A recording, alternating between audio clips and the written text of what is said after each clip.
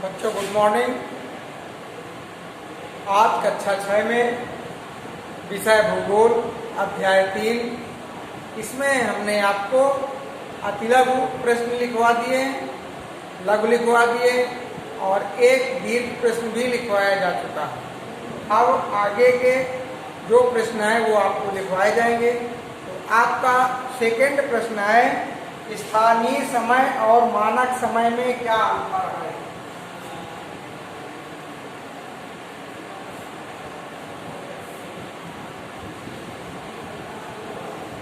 स्थानीय समय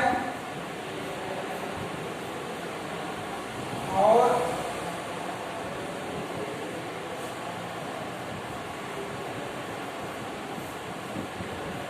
मानक समय में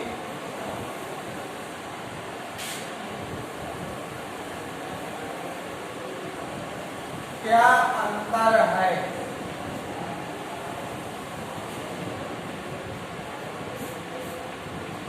तो इसमें आपको अंतर बताना है, स्थानीय समय और मानक समय में क्या अंतर है। तो इसमें हेडिंग डालते हैं, स्थानीय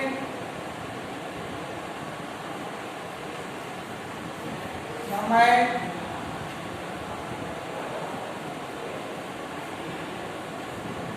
और मानक समय में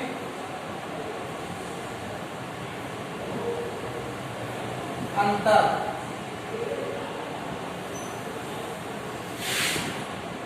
ये आपकी हेडिंग हो गई, ठीक है।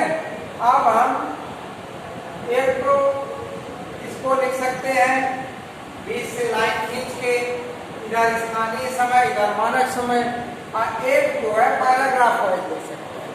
तो हम आपको पैराग्राफ टाइप में बताए दे रहे हैं, वो ज़्यादा बढ़िया रहेगा, याद करने में भी अच्छा होता है और लिखने में भी सही रहता है। पार्टीशन करने पे 1 नंबर 2 नंबर 3 नंबर 4 नंबर, ठीक है। तो उस तरह में जो नंबर होते हैं, कुछ बच्चे इधर 1 लिखते हैं और उसके सामने 1 लिखेंगे। ये 1 लाइन पे आया, ये 2 लाइन पे आ रहा है, तो इधर 1 नंबर यहाँ डालेंगे, दूसरा नंबर यहाँ डालेंगे, तो गड़बड़ हो जाता है। तो इसमें जो है आपको पैराग्राफ टाइप में लिखना है।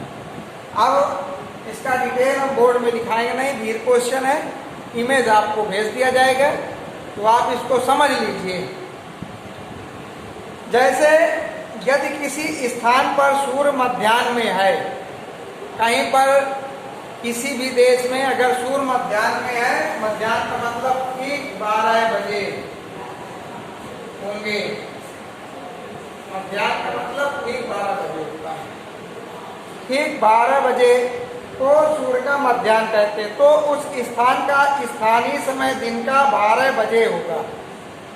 जो स्थानीय समय होगा वो वहाँ के 12 बजे के समय के हिसाब से होगा। इस प्रकार एक देश को के सभी क्षेत्रों का स्थानीय समय भिन्न भिन्न होता है और इस 12 बजे के हिसाब से देश के अनेक जगहों का जो समय होगा वो भिन्न भिन्न या अलग अलग होता है, जो कि पूरे देश के लिए असुविधाजनक होता है, जिससे हम पूरे देश का स्थानीय समय नहीं निकाल सकते, वो असुविधाजनक होता है। ये हमारा स्थानीय समय होता है। और मानक समय क्या होता है,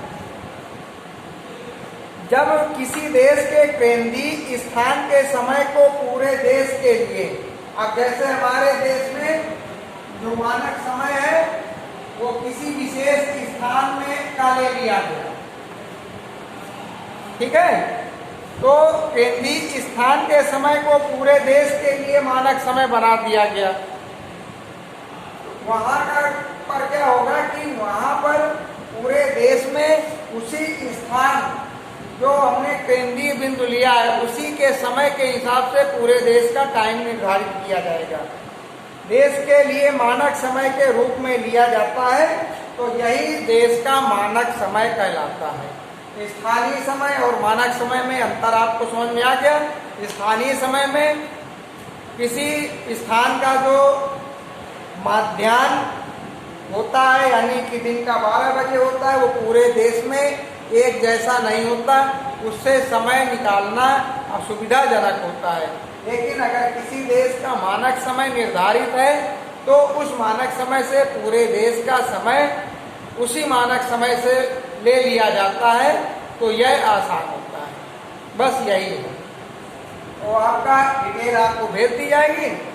और अब आपको थर्ड नंबर लिखा रहे हैं। देखो इसमें जो है आपका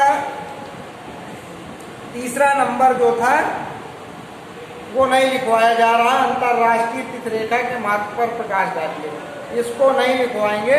अब आपका अगला क्वेश्चन लिखवाया जाएगा, चौथा नंबर, जो तीसरे नंबर के स्थान पर लिखवाया जा रहा है, वह है देशांतर एवं समय पर टिप्पणी लिखिए।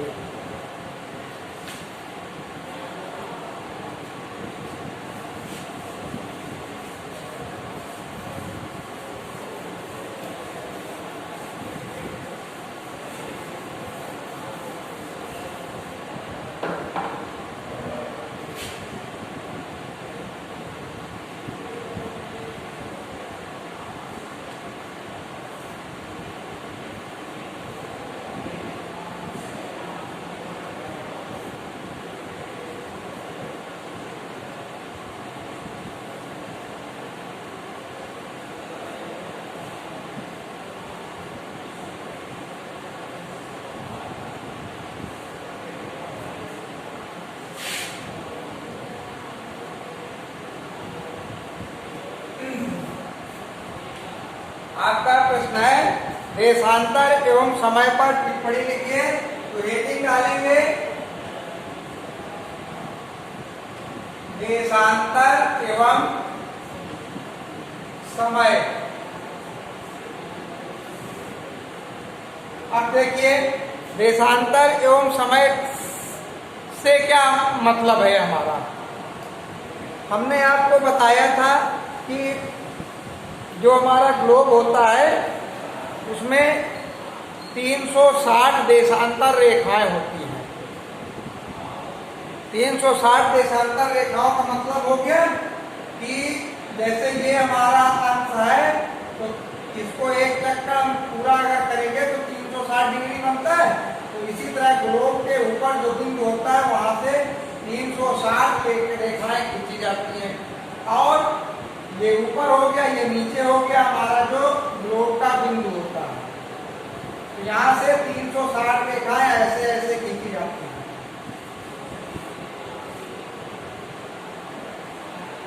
अब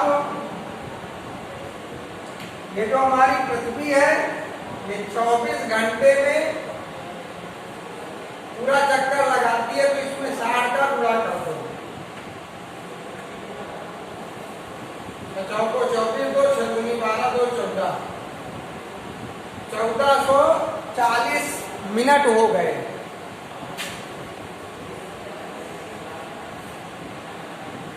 और इसमें कितनी रेखाएं होती हैं? 360 रेखाएं होती हैं बटे 360। तो 0 से 0 आपने काट दिया। और ये 12 3 36, 12 91 12, 2 12 दूनी 24, 3 91 3, 3 4 12, 4 मिनट आ गया।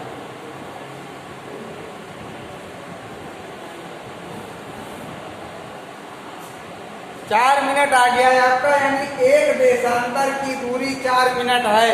तो इस तरह हम किसी भी देशांतर से दूसरे देशांतर की अगर हमको संख्या मालूम है तो हम वहां से उसके टाइम का अंतर पता कर सकते हैं। ठीक है, यही हमको दिया गया है, यही देशांतर और समय है। ग्रीनविच रेखा 0 डिग्री पर स्थित है। इसी देशांतर से गुजरने में वह 4 मिनट का समय लेती है। हमने बताया 4 मिनट का समय लेती है। अतः यदि हम 2 स्थानों का देशांतर जानते हो तो हम सरलता से उनके स्थानीय समय का अंतर निकाल सकते हैं।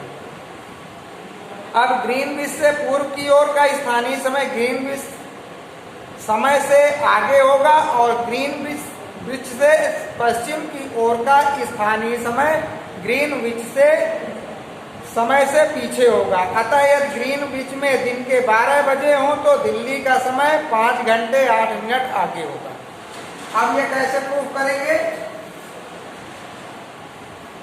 इसको प्रूफ करने के लिए 0 अंश से दिल्ली में 77 डिग्री देशांतर रेखा होती है, इसमें हम 4 का गुणा कर देंगे। 4 सत्ते 28, 4 सत्ते 28 को 30, 308 मिनट हुए। अब इसको हम 60 से भाग दे देते हैं, घंटा बना लेते हैं। 6 पंचे 30, बचाए 8, तो 5 घंटे ये हो गए और 8 मिनट ये हो गए। तो हमारा जो है ग्रीनविच से दिल्ली के समय में कितना अंतर है? 5 घंटे 8 मिनट का अंतर हो गया।